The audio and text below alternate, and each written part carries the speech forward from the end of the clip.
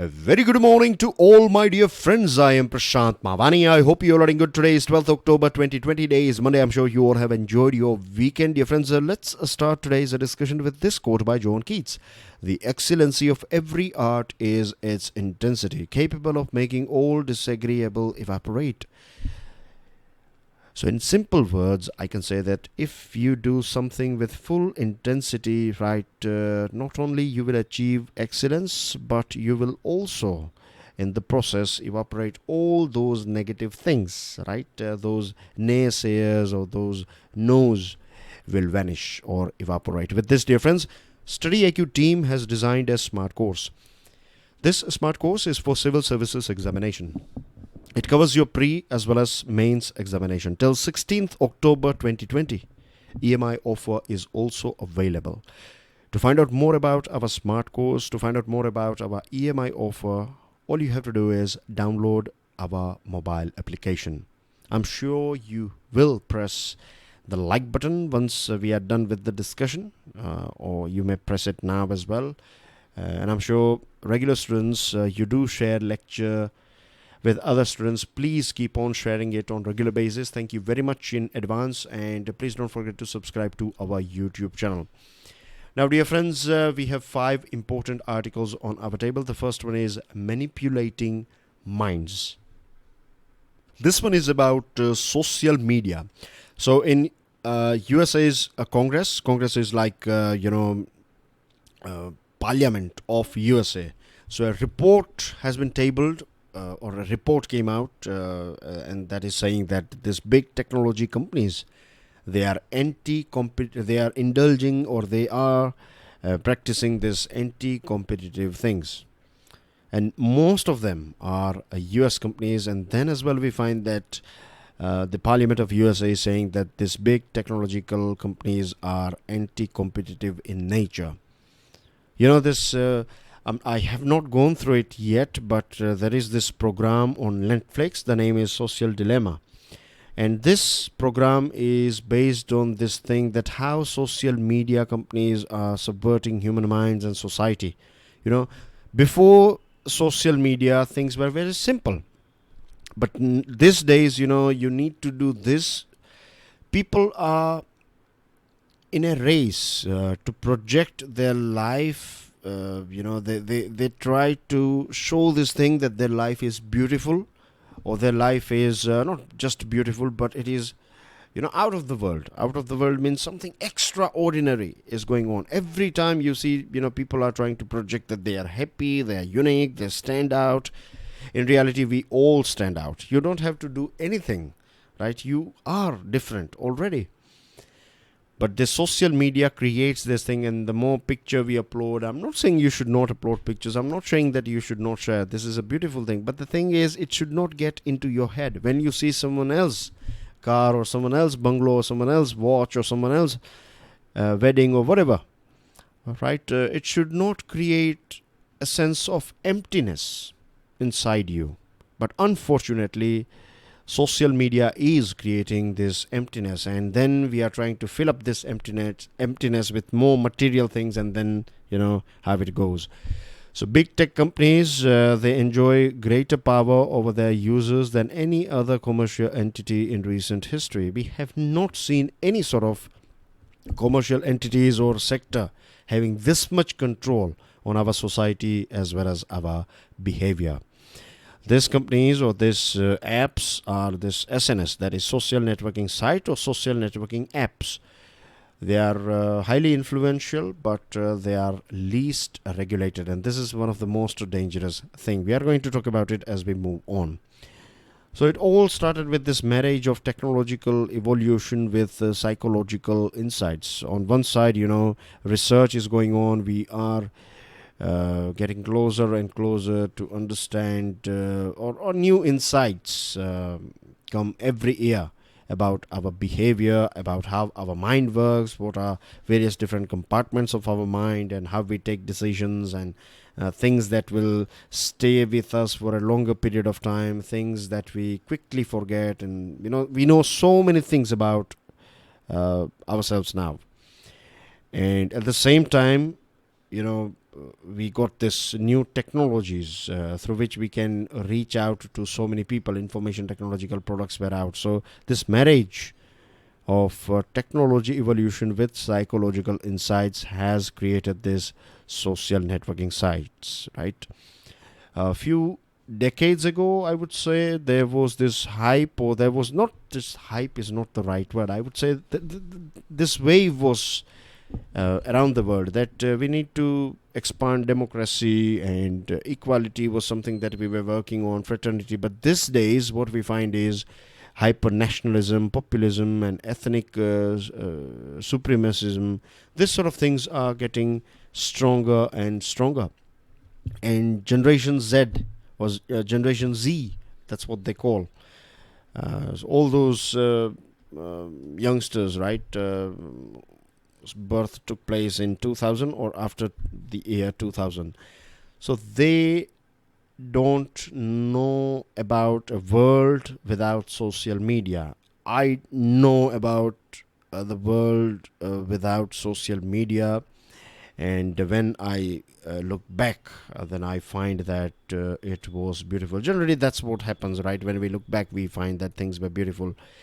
But these days, right, when I go out and when I'm, with my friends, I observe that some of them, they have this habit of, they are always doing something on their phone. And when you tell them that, can you please drop your phone? We are here to socialize, then the excuse will come that I am doing my work, or a sorry will come. So I don't blame, and I'm sure I'm not blaming my friends, but I'm sure all of us are doing this thing.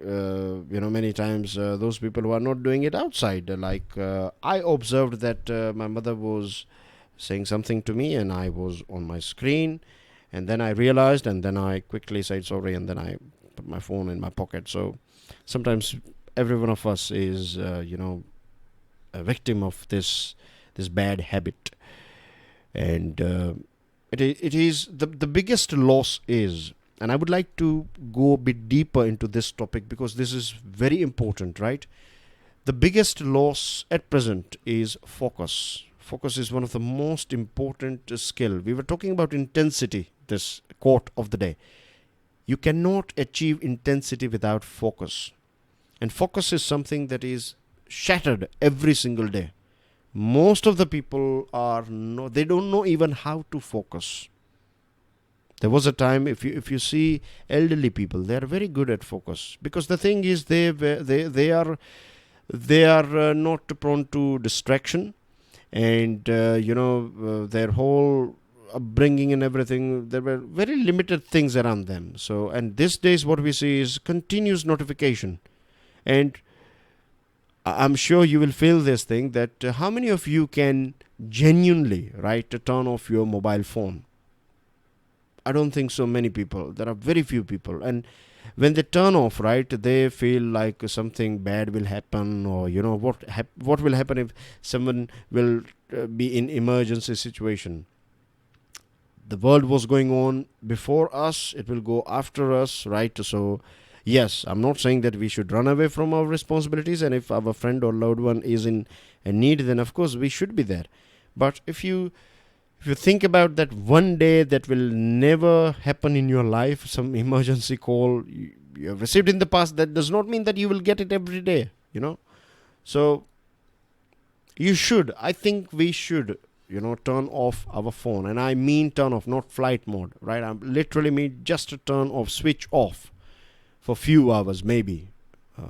And means I do it, so I know that I can do it. I'm working.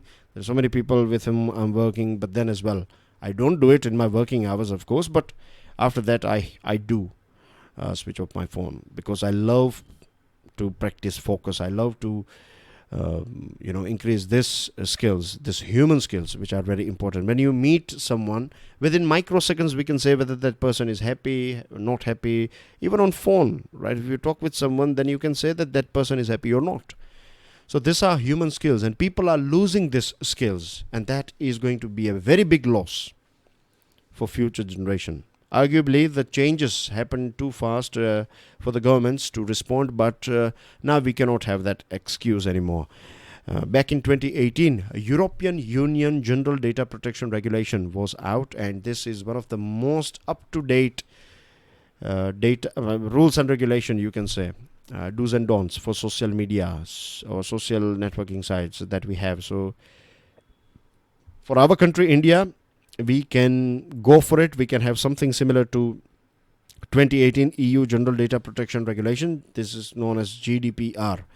And Supreme Court back in 2017 in our country has clearly said that privacy is a fundamental right. You know how these companies, they use our own data and they, throw advertisements or they create a situation around us that they keep on hammering us to buy a particular product.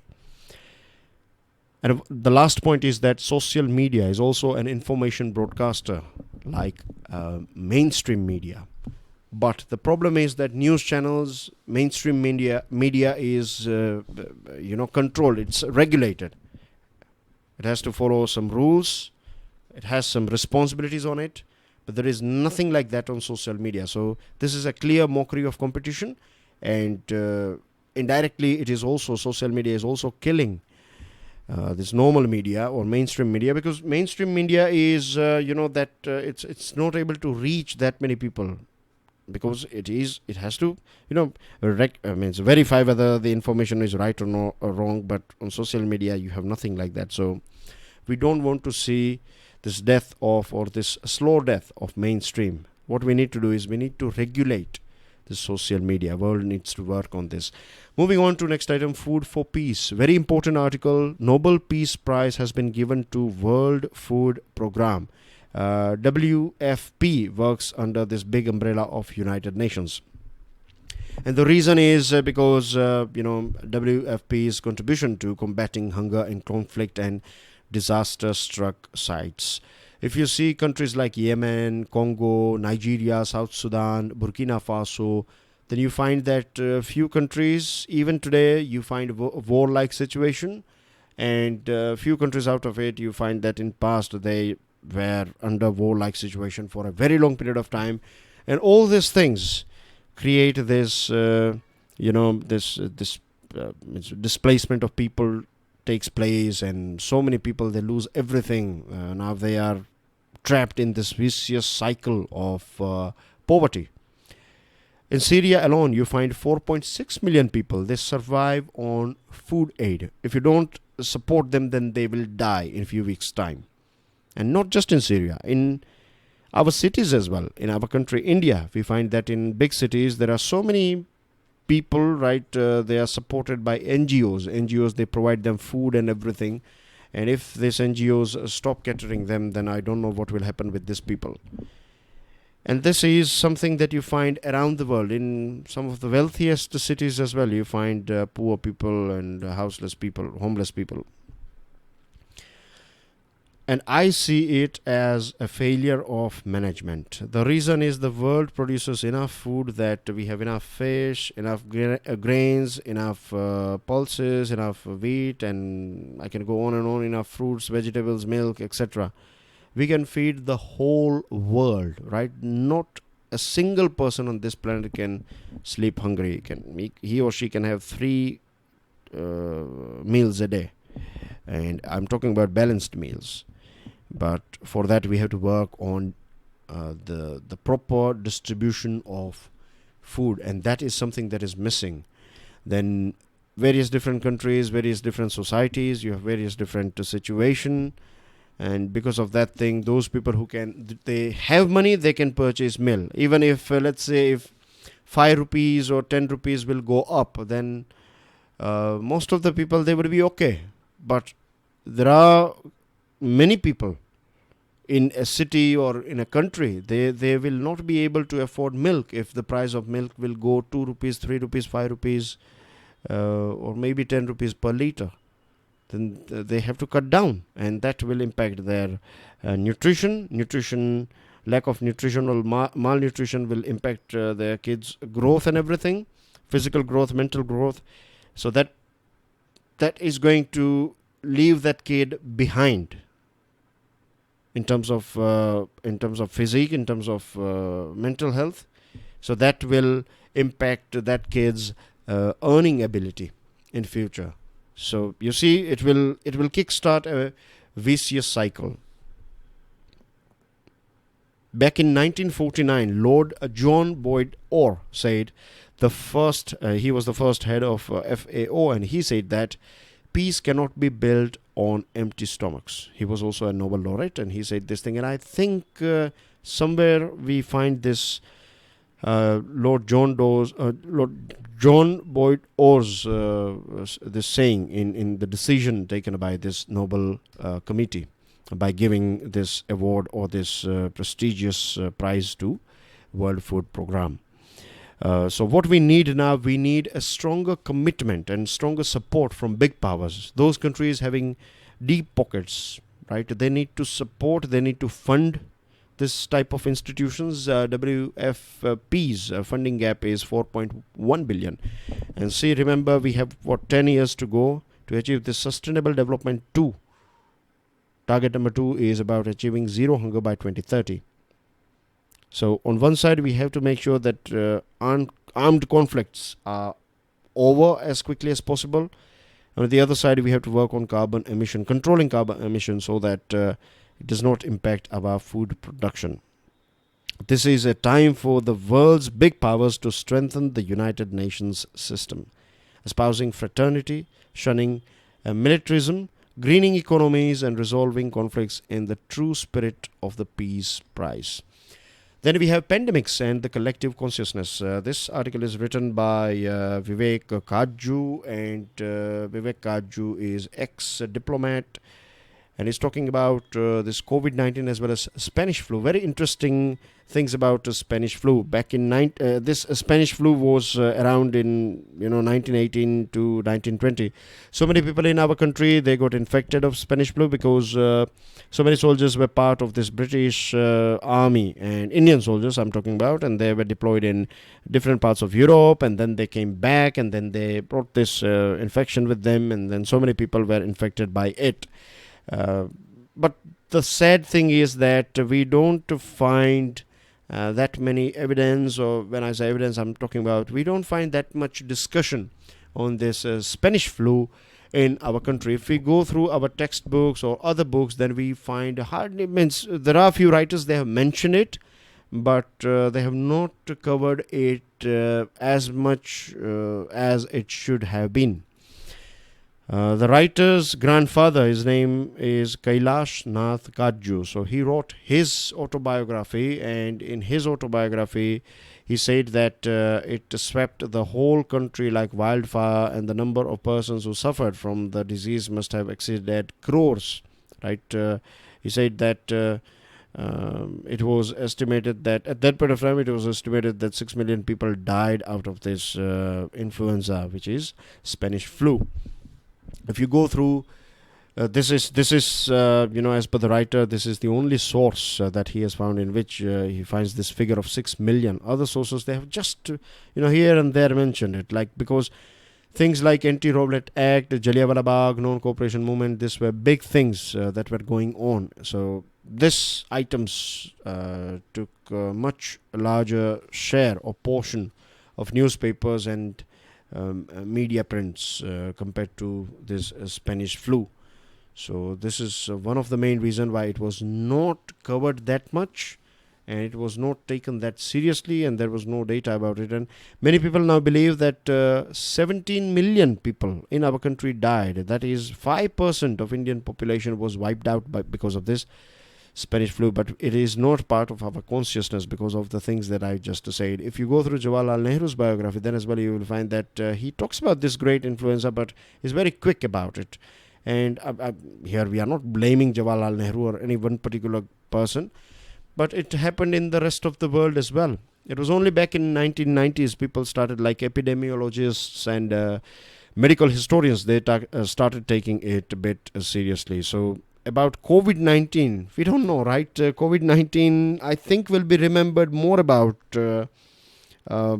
disruption that it has created, economical and political impact, rather than people who have died out of it. I think, people will talk about after 50 years or maybe 100 years after where we are today, maybe in 2030, 2020, if they talk about COVID-19 of 2020, then they will talk about the destruction, economical destruction and political impact of this COVID-19 rather than the fatality rates. And Mr. Trump and Melania has got, they are infected with this virus. So this thing will be recorded in history, because history records the fate of leaders in battles won and lost, not the countless unknown who perished in it. Moving on to next item, vaccines with a global common good guarantee. Just like this Spanish flu, COVID-19 does not discriminate, right? Whether you're rich or poor, man or a woman, if you are a prince or a peasant, it doesn't matter, right? COVID-19 is equal on all of us. These are new things that I mean, to be honest, I was not sure about this word, quarantine. But after this thing, after COVID-19, I came to know about this word, or there is something like quarantine. Then lockdown, right? We have never seen something like this before, isn't it?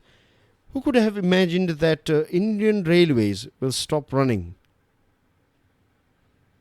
Lockdowns and then new hygiene measures, right? Of course, hygiene is one of the most important things, but social distancing is something very new for us, particularly. So countries are at present, they are pushing in cash. They are doing everything to bring back the state, means to reactivate the economy as quickly as possible. And this article is all about this line, a vaccine as global common good. If we find any vaccine, then it should not have any sort of pattern. It should be for every one of us, right? It belongs to every one of us. It is for human beings, right? Every single person on this planet should be able to access this vaccine. And I'm sure you know that vaccine is more about being proactive. Like a vaccine is something that you take and that will protect you from the virus. And at the same time, we have to work on some sort of medicine. That we have to talk about those people who are suffering from COVID-19. We need to protect them and bring them out of this infection, isn't it? So vaccine is one thing, and medicine is another thing. But generally, we say vaccine or medicine, and generally speaking, we say that it's like a sort of dawa. It's like a sort of medicine that you take and you will be protected. But this is a sort of technical difference, not technical, but basic difference, I would say. So being more cost effective than medicine, vaccines provide a method of prevention. But it should be, as I told you, available to all of us without any sort of discrimination whatsoever. A rich world that is protected, looking out at the vast and potentially infectious population of the poor countries, or will it be one that shares the therapeutics and the vaccines with the poor? What will be the shape of this world after this COVID-19? What we need to see, what we expect is it should be just, equal, fair, right? And without these things, we won't be able to fight or defeat this COVID-19, because remember the time of smallpox, or if you go through the time of smallpox or polio, you would find that without global effort, it is not possible. Let's say if you are living in a building. So if in your building, if someone has got coronavirus, and if you are not doing anything about it, if let's say out in a small society of 100 people, if 5 have got coronavirus, right, and if this 5 and other 95, if they don't work together, they don't do things that will keep this COVID-19 away from other people, then this will not work. If one person will misbehave, if one person will not follow rules and regulations, then that the chances are that every one of them will get it. In the same way, if countries, if they don't work together, if they don't swim together, they sink together. And Dr. Jonas Salk said, he is the one who came out with this polio vaccine. So he said that he refused to patent it. He said that it belongs to every one of us. It belongs to the whole world.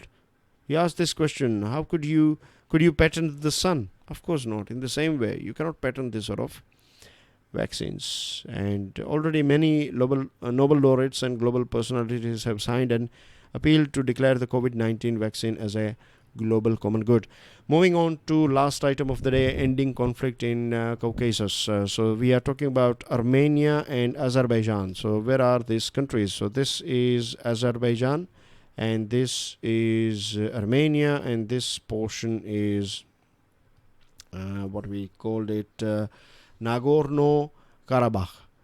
Now I have one question. You see the water body here. Can you give me the name of this sea here, right? What is the name of this sea? Stick your answer in the comment section. Now let me take you through the roots of this conflict. So see, this is Azerbaijan here, this is Armenia here. They used to be Soviet Union territory. Now after this breakdown of the Soviet Union, the thing is, this portion here, this Nagorno-Karabakh area, you find Armenian people living here, ethnic Armenian people, but this portion was controlled by Azerbaijan. So there was this voting, and this voting sparked a war, which was stopped by a ceasefire in 1994. And in recent past, we have seen that things are going a bit rough here. It's like war-like situation. They've started throwing things against him. When I say throwing things, I mean military confrontation is on, and this confrontation reflects the failure of the Minsk group of the Organization for Security and Cooperation in Europe. You have countries like France, Russia, USA. They are part of this Minsk group, and they have failed to stop these two countries engaging with each other in militarily engaging each other. So drawn from the 1975 Helsinki Final Act principles signed at the Conference on Security and Cooperation in Europe, they provided for a prohibition on the use of force, respect for territorial integrity, and recognition of the equal right to self-determination. These are few basic things we find in these agreements. When you have an agreement between two countries that they are in state of war with each other, or they are not getting along with each other very well, then you find this sort of things, that they will not interfere with each other, territorial integrity will be respected, and that's what we have discussed between India and China. But at present things are a bit out of hand in this region, and the president of Azerbaijan, Ilham Aliyev, has said that Armenia or Armenian government should offer apology. Armenian government is blaming Azerbaijan. So this blame game will go on, but the sad thing is that Russia, which is a good friend of Armenia as well as Azerbaijan, is mute on this thing. USA is absent here. Other countries like Turkey is doing things, but Turkey is supporting Azerbaijan, and it is against Armenia. So that is also not helping. So what we need is, of course, peace, right? And there are things and discussions through which we can sort it out, and they can follow these Madrid principles, which are already available. The problem is of implementation, but it will take place when you have big leaders coming in. But then they should not make it a playground for their rivalry, right? We don't want to see Russia-USA situation in this part of Asia.